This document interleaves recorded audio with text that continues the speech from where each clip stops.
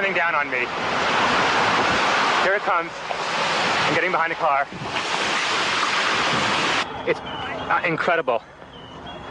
Okay, I'm gonna have to go find people who need help, because I don't think I'm one of them. You okay, sir? Okay. Can I just get a toot off your respirator? Can I get a toot? I'm just getting a couple of clean breaths.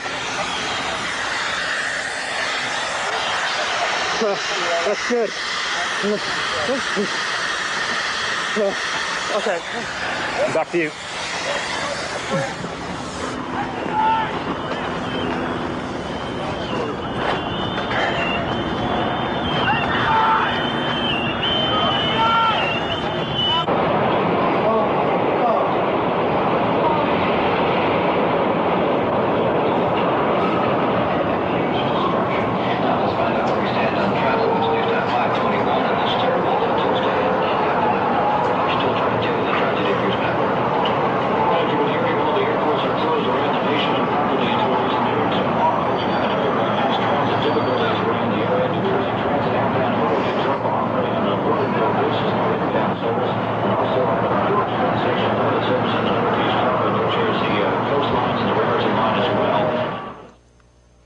Later in the day, an emotional and united Congress condemned the acts of terrorism together on Capitol Hill. God bless America, my home, sweet home. Singing God Bless America on the steps of Congress, members of both parties showed solidarity and compassion in the wake of the violence.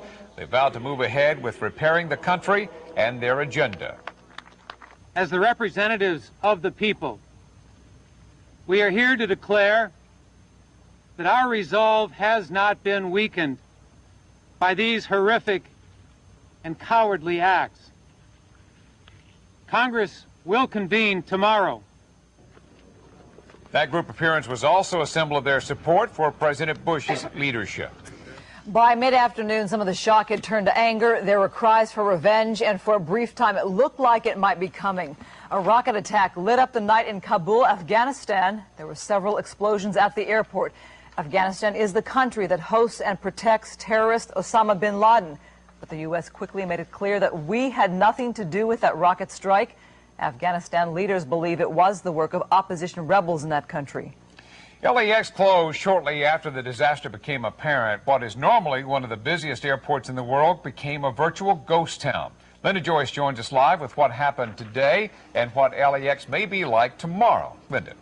John and Christine, this was a day like no other. We had briefings all day long, lots and lots of questions, very few answers, but I can tell you this.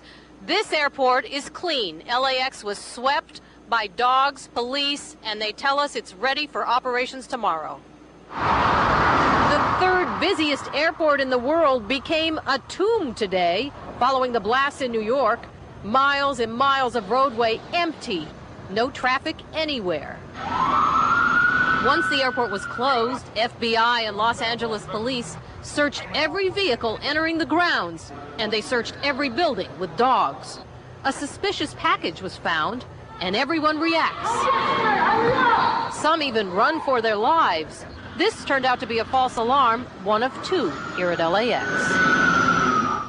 Now, the big challenge for this airport, how to get 178 airplanes back in the air. If you've ever been at any of the hub airports when they've had major weather disruptions in Chicago or Dallas or St. Louis, it takes 2 or 3 days to get those airports back into full operation. We expect that's what's going to happen nationwide. And when the airport does reopen, prepare for a new flying experience with increased security measures. There's going to be some new things here. There's going to be a lot of getting used to things and getting things wound up, recovering from being closed.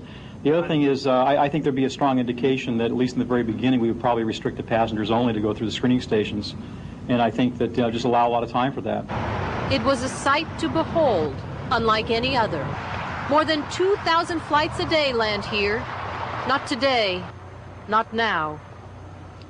The FAA will make the decision whether to open LAX tomorrow. It could be tomorrow morning. One more note, the plane behind me, it is just like the one that crashed into the tower in New York. Reporting live from LAX, I'm Linda Joyce, Fox 11 News.